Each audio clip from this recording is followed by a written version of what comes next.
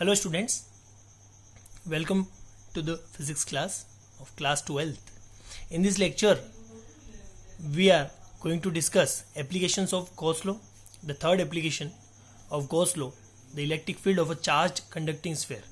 In the previous lecture, we studied electric field due to an infinite long sheet and an infinite thin wire. So in this lecture, we are calculating electric field due to a symmetrical body which is conducting sphere. So first of all, this is a conducting sphere. We place a positive charge Q on a solid conducting sphere with a radius capital R. This is center O, the radius is capital R. So the property of conducting sphere is कि जब आप इसको Q charge इसको अगर देंगे, that charge resides on its surface.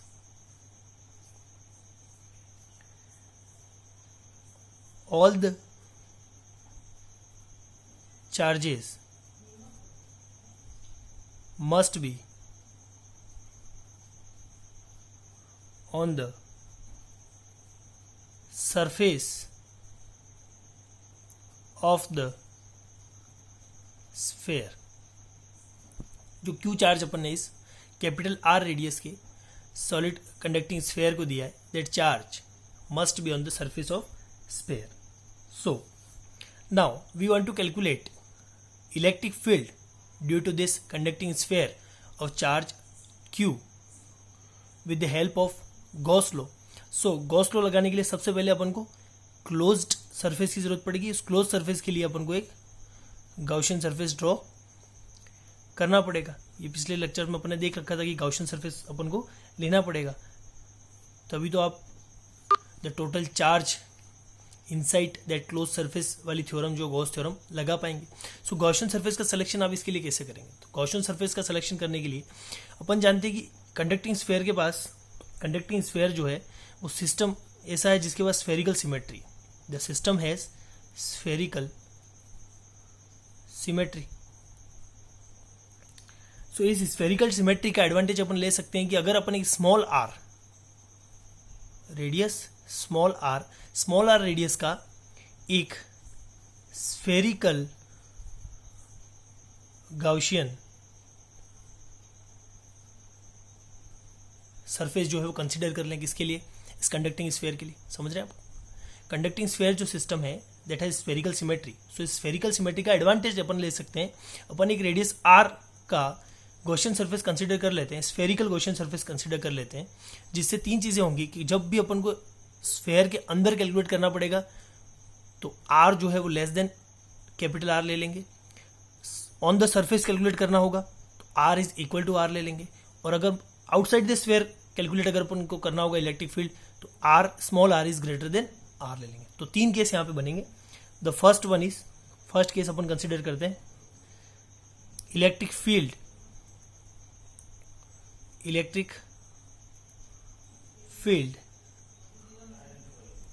outside the sphere. Electric field outside the sphere. तो sphere के outside कोई पॉइंट पी अपन कंसिडर करते हैं. ये है अपना, दिस इज रेडियस आर. कोई पॉइंट पी यहाँ पे है, ये रेडियस है आपकी आर और यहाँ से इसकी डिस्टेंस है आपकी small are.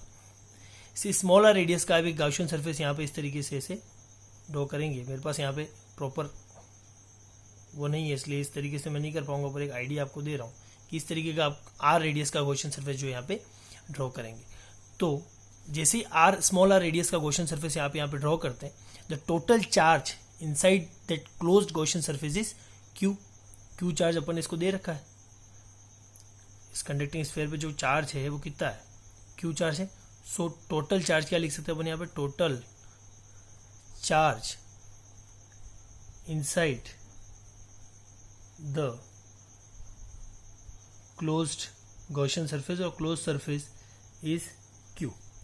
The total charge enclosed in the surface or total charge inside the closed surface is Q. Now apply the Gauss theorem. phi is equal to integration of surface integral E dot ds q by epsilon naught. Phi is equal to integration of E dot ds q upon epsilon naught. So E surface integral ds is equal to q by epsilon. So as we apply Gauss theorem, phi is equal to closed surface integral of E dot ds q upon epsilon naught. Now यहाँ पे rough में आपको करके बता देता हूँ कि इस E डॉट डी एस को अपन इस तरीके से लिख सकते हैं मैग्नीट्यूड फॉर्म में E ds cos theta. Now this theta is angle between the surface area vector and the electric field. Now इस पॉजिटिव चार्ज की वजह से इलेक्ट्रिक फील्ड जो है वो यूनिफॉर्मली हर डायरेक्शन में होगा. तो यहाँ पे मैं कोई स्मॉल सरफेस ds कंसीडर करता हूँ. इस गॉसियन सरफेस का कोई स्मॉल सरफेस मैंने ds ले लिया. तो इस ds का एरिया वेक्टर कहाँ होगा मुझे बताओ. कि outward drawn normal. Area vector जो है अपन पहले ही पढ़ चुके हैं. एरिया वेक्टर जो है हमेशा किसी भी क्लोज सरफेस के लिए आउटवर्ड ड्रॉन नॉर्मल लिया जाता है. आप मेरा पिछला लेक्चर देख लें, उसमें मैंने साफ साफ बता रखा. और electric field due to this point charge और दिस चार्ज Q ये एक्ट करेगा एज अ पॉइंट चार्ज. तो इस Q चार्ज की वजह से जो इलेक्ट्रिक फील्ड होगा which is perpendicular to this surface in uniformly distributed in all directions. तो यहाँ पे इलेक्ट्रिक फील्ड इस डायरेक्शन में है, एरिया वेक्टर भी इस डायरेक्शन में है. तो थीटा का वैल्यू आपका हो जाएगा 0 degree. So the integral is E dot D S. तो यहाँ से ये चीज़ आई है इस तरीके से. So the surface integral of D S. अब इंटीग्रल का मतलब होता है छोटे छोटे पार्ट्स को सम अप करना. मैंने इस गॉसियन जो स्फेयर कंसीडर किया था उस पर एक डी एस जो है वो स्मॉल पार्ट मैंने यहाँ पे कंसीडर किया. अगर ऐसे ही ऐसे डी एस स्मॉल पार्ट में इस पूरे क्लोज सरफेस पर अगर कंसीडर करूँ और उनकी उस पॉइंट पे इलेक्ट्रिक फील्ड की डायरेक्शन को लेते हुए कैलकुलेट किया जाए जो है, तो इस पूरे को अगर इंटीग्रेट किया जाए, इस डी एस पूरे जो छोटे छोटे इस पे जो बनेंगे infinitesimal small elements, small area elements, इन पूरे को अगर समअप किया जाए तो मेरे पास जो आएगा वो क्या आएगा, area of sphere. Area of sphere is equal to Q by epsilon naught. So area of sphere यहाँ पे हो जाएगा आपके पास E into 4 pi small r square. The area of this Gaussian surface is equal to Q by epsilon naught. So the electric field की जो value आएगी वो आएगी 1 upon 4 pi epsilon naught Q by r square. So अपन इसको लिख सकते हैं E is equal to K Q by r square. So this is the electric field of a conducting sphere outside the sphere at point P. कोई भी conducting sphere है अपने पास, charge conducting sphere, उससे outside किसी point P पर जो electric field होगा वो आपका होगा E is equal to K Q अपन R square. Now second phase में अपन कैलकुलेट करते हैं electric field inside the sphere, inside the sphere. Electric field inside the sphere. तो इनसाइड द स्फेयर जैसे ही कैलकुलेट करेंगे तो क्या होगा, एज वी नो दैट, जैसा मैंने लेक्चर से स्टार्ट में बताया था आपको कि किसी भी चार्ज कंडक्टिंग स्फेयर के लिए जो टोटल चार्ज जो एक्स्ट्रा चार्ज होगा वो रिसाइड करेगा उसके सरफेस पे. कोई चार्ज कंडक्टिंग स्फेयर है तो जो एक्स्ट्रा चार्ज है वो कहाँ रिसाइड करेगा, उसके सरफेस से. इसका मतलब इनसाइड जो है कंडक्टिंग सरफेस के इनसाइड कोई भी चार्ज जो है वो प्रेजेंट नहीं है. सो अपन क्या लिख सकते हैं, we know that charge on a conductor या extra charge on a conductor lies और resides on its surface, outer surface. So there is no charge inside the Gaussian surface. The extra charge on a conductor lies or resides on its outer surface, so there is no charge inside the Gaussian surface. Therefore अपन क्या कह सकते हैं, अगर आप यहाँ पे Gauss theorem apply करेंगे, phi is equal to integration of E dot ds, the total charge enclosed into 1 upon epsilon naught times. तो टोटल चार्ज इनक्लोज जो है आपका है वो यहाँ पे कितना है, 0 है. तो आपका टोटल चार्ज अगर आपका 0 है तो E जो है वो आपका कितना हो जाएगा यहाँ से 0. So electric field inside the charge conducting sphere is 0. So third case consider करते हैं, the electric field on the surface of sphere. Surface, ये स्फीयर ड्रॉ कर लिया अपन ने, टोटल चार्ज जो रिसाइड करेगा उसके सरफेस पे, आउटर सरफेस पे देख चुके हैं अपन. ठीक है, अब जो गॉसियन सरफेस अपन जो लेंगे, जो गॉसियन सरफेस अपन ने स्मॉल आर रेडियस का लिया था वो होगा R is equal to capital R. So the charge enclosed the Gaussian surface is Q. So अपन लिख सकते हैं E phi is equal to surface integral of E dot D S Q अपन epsilon nought E 4 pi capital R square. Now this integration of closed integral of surface integral of this ds is equal to the area of sphere, and now the radius is capital R, so q upon epsilon naught. So E comes out to be here is 1 upon 4 pi epsilon naught q by R square. So E is equal to kq upon R square. ये same derivation है जो अपन ने outside point के लिए किया था, वैसा ही on the surface पे होगा. जो या आपका स्मॉल आर है उसकी जगह आपको क्या लिख देना है, सीधा कैपिटल आर लिख के उस डेरिवेशन को कंप्लीट कर लेना है. क्योंकि इसमें सेम चीज़ें, आप गॉसियन सरफेस आर रेडियस का लोगे, कैपिटल आर रेडियस का, एक स्मॉल डी एस यहाँ पर कंसिडर करोगे जिसका एरिया वेक्टर कहाँ पर आएगा, आउटवर्ड नॉर्मल, और इलेक्ट्रिक फील्ड जो है वो यूनिफॉर्मली डिस्ट्रीब्यूटेड है to the perpendicular of the this conductor.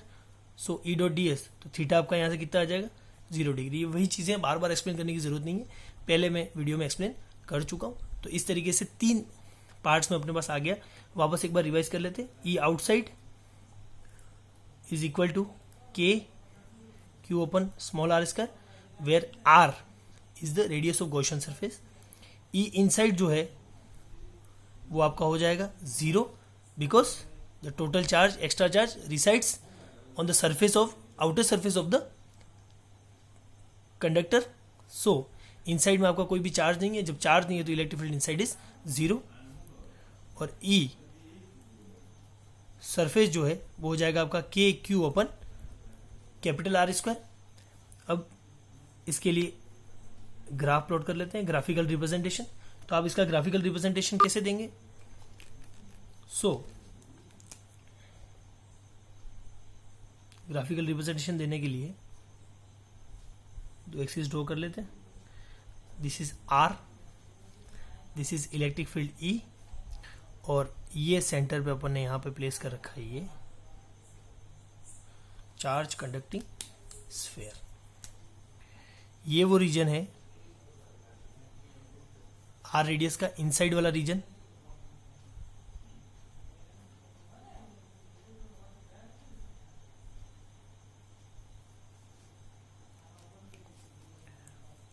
ये है इनसाइड वाला reason.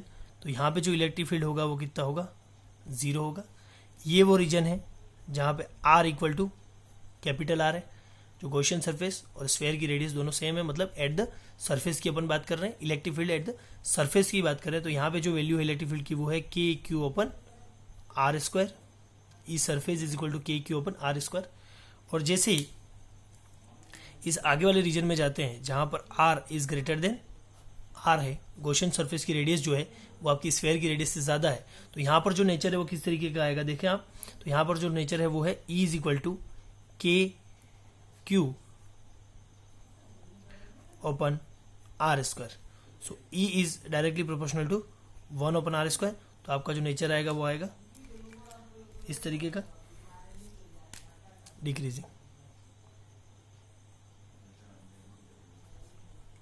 So this is the graphical representation for a charge conducting sphere inside electric field is zero at the surface, E surface equal to K Q upon capital R square, और जैसे इससे आगे आप जाएंगे तो is proportional to 1 upon R square, तो इस तरीके का नेचर आपका ग्राफ का आएगा. So this is your last lecture regarding the first chapter of your syllabus, electric field and Gauss theorem and its application. तो ये चैप्टर आपका कंप्लीट हुआ, ये लास्ट लेक्चर था.